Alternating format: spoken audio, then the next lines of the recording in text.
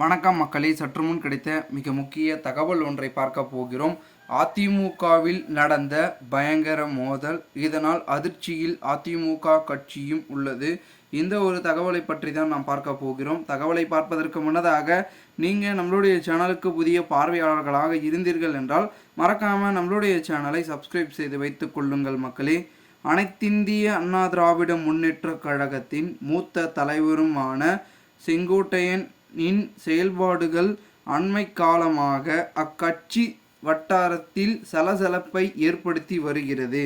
அதனை உறுதிப்படுத்தும் விதமாக அண்மையில் அத்திக்கடவு அவிநாசி திட்டம் தொடர்பாக எடப்பாடி பழனிசாமிக்கு எடுக்கப்பட்ட பாராட்டு விழா அழைப்புதலில் முன்னாள் முதல்வர்கள் எம்ஜிஆர் மற்றும் ஜெயலலிதாவின் பெயர்கள் இல்லை என்ற குற்றச்சாட்டை முன்வைத்து செங்கோட்டையன் அந்த விழாவை புறக்கணித்தார்.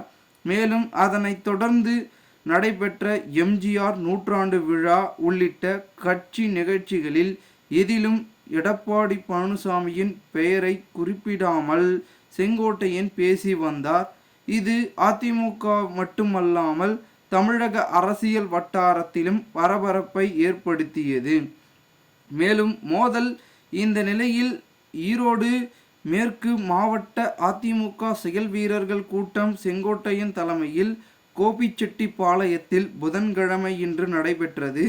கோபிச்செட்டிப்பாளையம் சட்டப்பேரவை தொகுதி பொறுப்பாளராக நியமிக்கப்பட்ட KA செல்வராஜ் உள்ளிட்ட அதிமுக நிர்வாகிகள் இக்கூட்டத்தில் கலந்து கொண்டனர். பூத் கமிட்டி அமைப்பு மற்றும் வரும் சட்டப்பேரவை தேர்தலுக்கான முன்னேற்பாடுகள் குறித்து ஆலோசனை நடத்தப்படும்.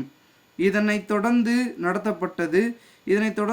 KA செங்கோட்டையன் பேசி தொடங்கிய பொழுது அன்னியூரை சார்ந்த பிரவீன் என்பவர் எழுந்து அன்னியூர் பகுதி அதிமுக நிர்வாகிகளை அழைக்காமல் இக்கூட்டம் நடத்துவதாக சத்தம் போட்டார்.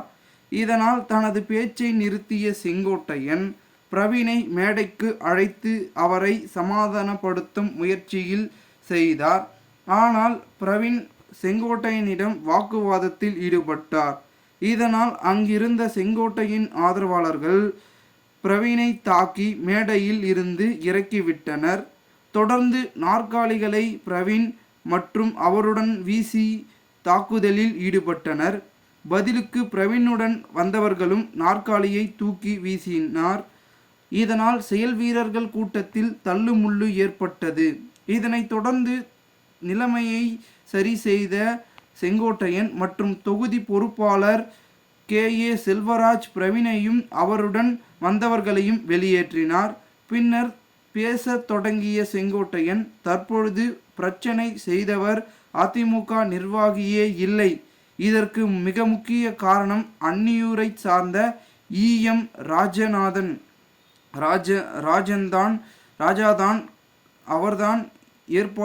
அவர் ஏற்பாட்டில்தான் இந்த நபர் இங்கு வந்து பிரச்சனை செய்துள்ளார்.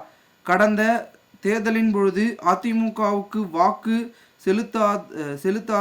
செலுத்தாதீர்கள் என்று பேசியவர் EM ராஜா. அந்த ஆடியோ என்னிடம் உள்ளது. அப்படிப்பட்ட துரோகத்தை செய்துவிட்டு இப்பொழுது குழப்பத்தை ஏற்படுத்த ஆள்களை அனுப்பியுள்ளார். நாங்கள் தெளிவாக இருக்கிறோம். துரோகிகளுக்கு எல்லாம் இறைவன் தண்டனை தருவான் என்று தனது பேச்சை முடித்து கொண்டார். இது குறித்து அதிமுக மூத்த நிர்வாகிகளிடம் பேசினேன்.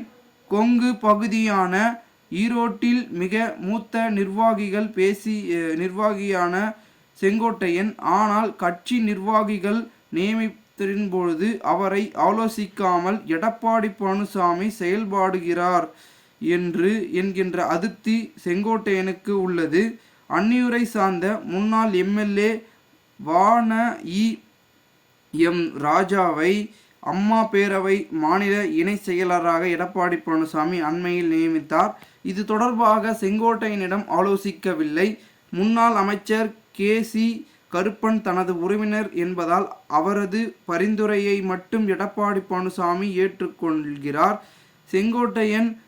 செங்கோட்டையனை கண்டுகொள்ளவில்லை என்பதனால் அதனால்தான் அவர் தனது அதிருப்தியை வெளிக்காட்ட தொடங்கியுள்ளார் என்று கூறப்படுகிறது.